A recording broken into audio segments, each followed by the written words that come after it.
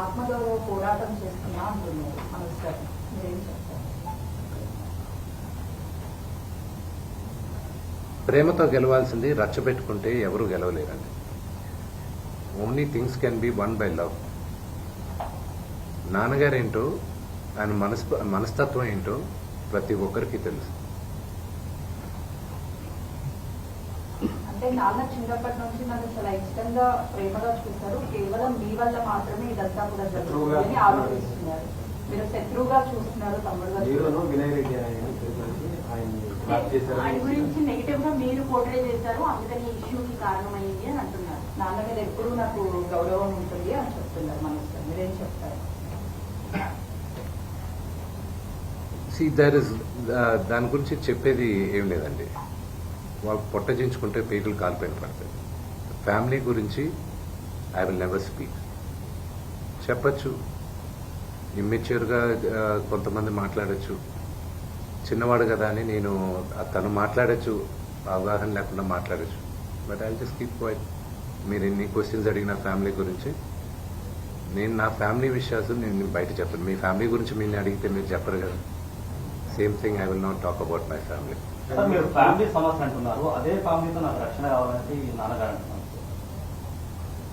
Problem ఎక్కడైందంటే, నేను కానీ ఊర్లో ఉంటే ఆ లెటర్స్ నేను కంప్లైంట్ ఇప్పించేవాడిని కాదు.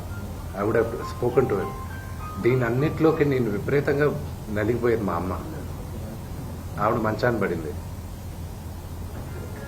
నాన్నగారు అడిగింది ఒకే ఒకటి, సరే ఆ లెటర్ వరకే నేను మాట్లాడతాను, నా ఇంట్లో ఉండడానికి వీల్లేదు అన్నాను. అంతవరకే మాట్లాడుతున్నాను, అంతవరకే. కానీ ఫ్యామిలీ గొడవ మీరు తమ్ముడిని ఇంట్లో ఉండొద్దు అంటాం కారణం ఏంటి? తమ్ముడితో అభద్రతను ఫీల్ అవుతున్నారా? తమ్ముడు ఆస్తి అడుగుతున్నాడా?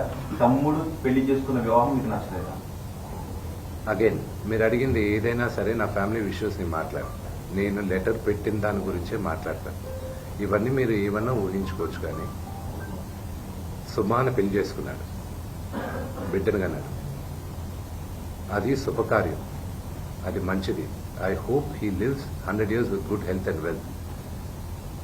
ఆయనకు అలాగ ఫీల్ అవుతున్నారంటే there is something I don't want to say anything about it. But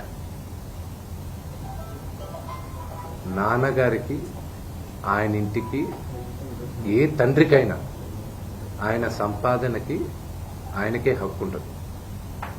మా నాన్న ఆయన ఆస్తులన్నీ ఆయన కష్టార్జితం. మా నాన్న ఈ రోజుకి గర్వంగా చెప్పుకుంటారు, నాకు 2 చొక్కాలు ఉన్నాయి, ఆ చొక్కాలు నేను గంజి పెట్టుకుని నేను ఐరన్ చేసుకున్నాను. ఎందుకంటే డ్రెస్ అండ్ అడ్రస్, ఒక వ్యక్తితో ఎలా మాట్లాడతావు అడ్రస్, నువ్వు వేసుకున్న బట్టలు, డ్రెస్, ఈ 2 గొప్పగా ఉండాలని.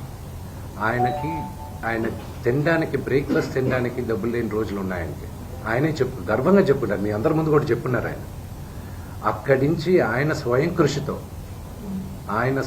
కృషితో ఈరోజు ఆయన కానీ లేకపోతే మా అందరికీ మొదటి గుర్తింపు లేదు. మీరందరూ కూడా మాకు గౌరవం ఇచ్చేది కూడా మోహన్ బాబు గారి పిల్లలనే.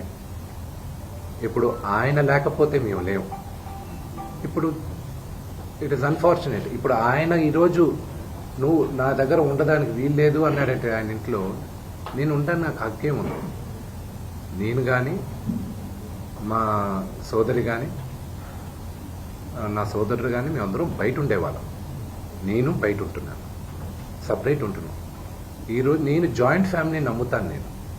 నాకు ఉమ్మడి కుటుంబం ఇష్టం, కొంతమందికి న్యూక్లియర్ ఫ్యామిలీ ఇష్టం. అది తప్పు లేదు, ఎవరి అభిప్రాయాలు వాళ్ళవి. ఇప్పుడు నాన్నగారికి పలానా వ్యక్తి ఇంట్లో ఉండడం ఇష్టం లేదు, నా ఇల్లు ఇది వద్దు అన్నప్పుడు ఆ మాటకి గౌరవం ఇవ్వాలి, తండ్రికి గౌరవం ఇవ్వాలి. లీగల్గా ఎన్ని రైట్స్ ఉన్నా లేకపోయినా నేను నమ్మేది 4: మాతా, పిత, గురువు, దైవం. ఈ 4 కానీ మనం మర్చిపోయామంటే మనకి జంతువులకి డిఫరెన్స్ లేదు. తల్లిదండ్రులని రెస్పెక్ట్ చేయని వాళ్ళు ఏ రోజు దేవుడు కరెక్ట్గా చూడండి. మనోజ్